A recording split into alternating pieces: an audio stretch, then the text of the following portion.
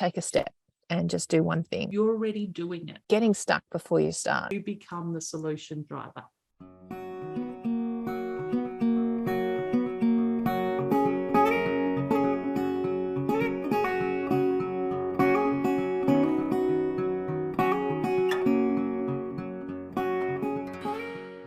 Hey everyone, and hey Fiona, how you going? Hey Sandra, how are you over there in Queensland? Fabulous. I'm at the amazing one on a farm stay at the moment. We're camping on one of the hip camps in the lovely area of Esk, E-S-K, missing a Y, but it's beautiful. It's an area that has recently, in the last 12 months, been ravaged by fire and flood. So it's great to be able to come in here and support them and, yeah, give them back a few dollars for their hospitality, because they're doing an amazing job here. Beautiful. And it's nice and warm where you are because it's freezing here. So it's 22 degrees here. We're very happy. Sun is shining. Sky is blue. Hey, we've got some roadblocks to success we wanted to share with you. Some of the things that Fiona and I have come up with over our 35 years each of being in business and being in leadership roles, things that have held us back. And we just thought, what can we do as far as a quick fast track, give you a few minutes on your way to work today, or the way sitting in the office, or maybe you're sitting in the paddock. So it's 5 and 10. So we thought in 10 minutes, we're going to cover 5 things that we think can help you maybe clear that way and unblock some of those roadblocks that are holding you back or slowing you down. So I'd love to hear from you, even in the comments below, some of the things that you found holding you back too as we go along. And we'd love to have your opinions and thoughts as we roll. So yeah, the first one I wanted to share with you is, and we're going to keep it really on time as well, so I've got my timer on, of course, is getting stuck before you start. So many of us don't even start because we're literally frozen in fear, or frozen in not knowing, or frozen in something, and something's holding us back. Maybe it's that we're waiting for somebody else to give us permission emotionally or physically, or we're needing to get money from the bank, or whatever it is. Over the years, I've had to go to the bank, borrow money, put together a plan, talk to my friends, and even go looking at other ways outside of the box of how we could get something launched or off the ground. And I am a very detailed person, so my profile is very much analytic, but very much detailed, and I like to have all my ducks somewhere. I don't now, and I've learned not to have them all in a row, as long as I know that where the duck roughly is. So, and have the confidence that I can pull it in and put it into the row when I need to. So the number one thing, I guess, is not freezing up before you start, and have a go. And even if it looks like it's an elephant and the project looks enormous and you don't know where to start, it's that chunk it down. So you're just eating it one bite at a time and just doing one thing today, one thing this morning, and then the small pieces eventually create that jigsaw. And so you're starting to form a picture of feeling confidence to keep going. So just have a go, have confidence in yourself, and just take a step and just do one thing. One little thing will get things into motion so that you can create the confidence and emotion in yourself that you can do it, and believe in yourself as well, and get excited. Yeah, excellent. So the second one that I want to add in here is when we get fixed on a problem. So it's problem fixation. And the thing is here, ladies, is when you focus on the problem, all you're going to see is the problem. And as human beings, we all like to be right. We all like to have certainty. And when we know there's a problem, we just fix on it. And when you do that, you actually have these blinkers that come on and they stop you seeing anything else. So, the more you think about something, the more it's going to seem real, and you're going to be blocking out all your other options. So we've got to open our mind and realize what we're doing when we're getting stuck on something. So we need to look at what else could be possible. How do we change this around? How do we change the way that we're looking at things so we can see options? Because there's never a solution. There's never choices, never not choices. You can always turn things around and see the other side and the other possibilities. So when you get stuck, when you have a problem, I want you to just park it for a minute, and I want you to ground yourself and take a step back and put on an analytical hat and think, okay, so that's the problem. What else could be possible? How do I go about challenging that situation so I can create something different? So I can look at what else I can do to deal with the issue, but not make it the issue itself. So to actually see other opportunities and get excited about, instead of being stuck, you become the problem solver, you become strategic, and your job is to find other options. So when you put yourself in that powerful place and you ask, what else can I do? What else do I need? Who else's help do I need? What can I ask for? When you start to come from that place, all these options will actually show up for you. So instead of fixing yourself on the problem, fix yourself on the solution, and you become the solution driver. Love it. I love it. As you focus, whatever you focus on is what you move towards, isn't it? Absolutely. Yeah. My next one is just the information cyclone. And I'll explain this in what happens sometimes, and I've done it myself many times, is I sit down, I'm not sure where to start. So I start looking on Facebook or start looking at my emails or I get stuck on a question. I think, what does that even mean? Or what is that acronym? And I go on to Google search, or I start looking at things, and suddenly it's an hour's gone past. So maybe more. And it's really important to not get overloaded with too many things, because you can end up with this information cyclone just whirring around, and you then becoming overwhelmed, confused, even more confused than when you started, and even less confident where you're going to start. And you just don't do anything. You end up with that just diversifying everything that you're thinking about into different areas or different potentials, and you start thinking, well, instead of doing this, well, maybe I should do this, or and you go down all these rabbit holes in information. So take control. You're the one that's doing it, and just step back. One of the things I'm really conscious of doing is putting my phone onto airplane mode.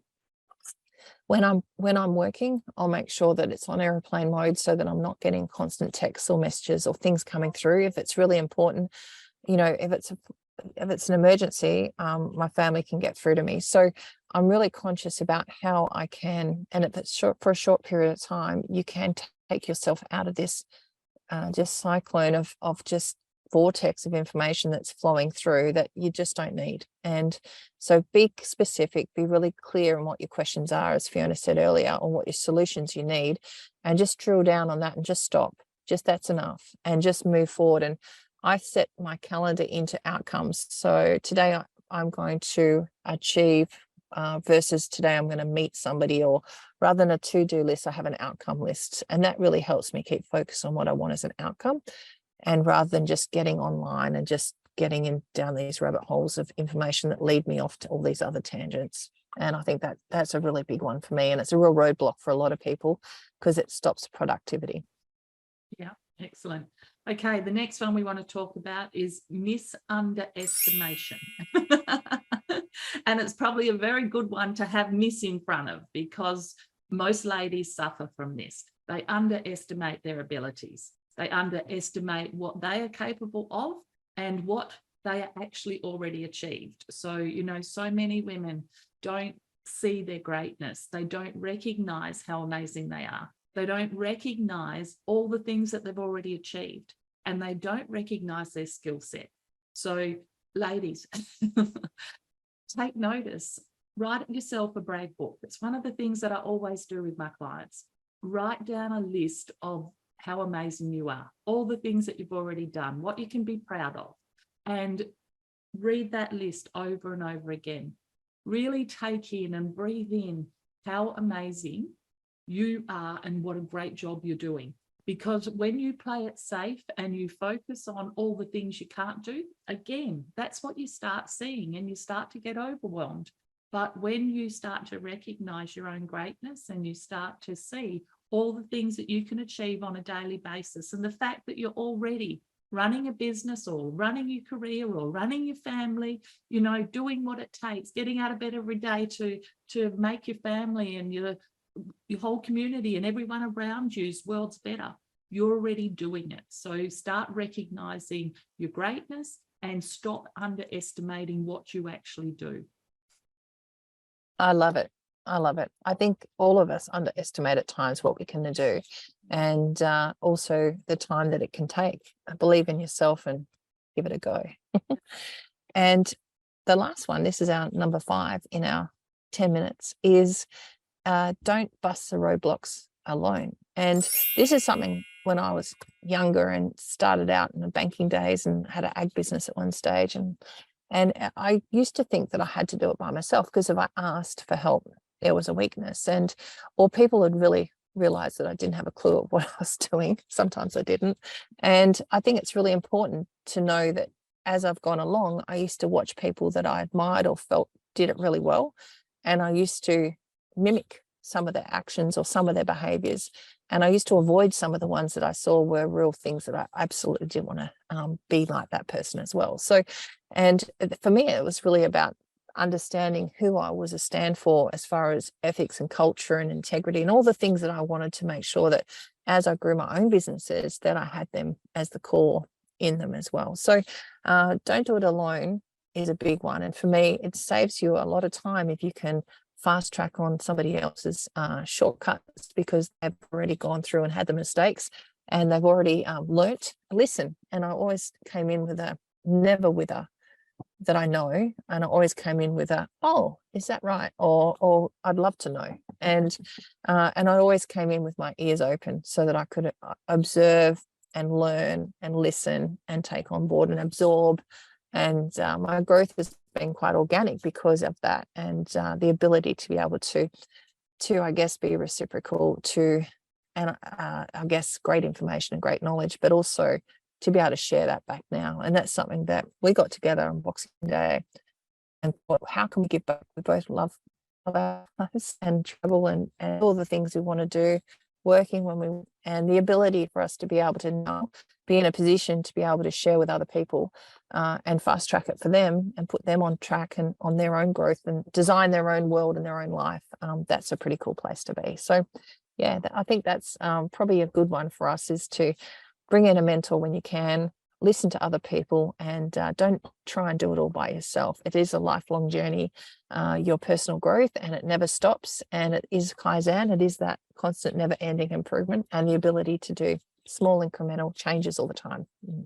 Yeah, excellent. And so, look, ladies, one of the things that I think is surrounding yourself with a positive, inspired group of people who become your life source.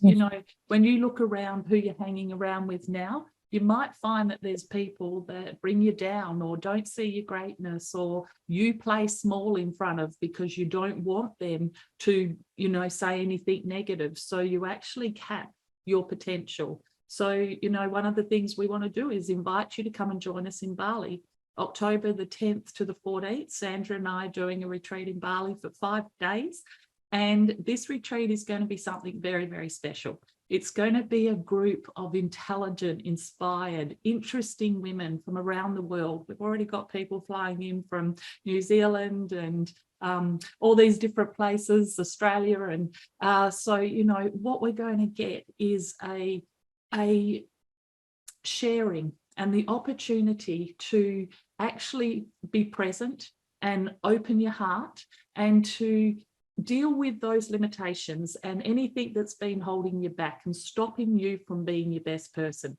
Our last retreat was amazing to see how the ladies walked in as strangers and see how they walked out after 5 days as really good friends and understanding each other.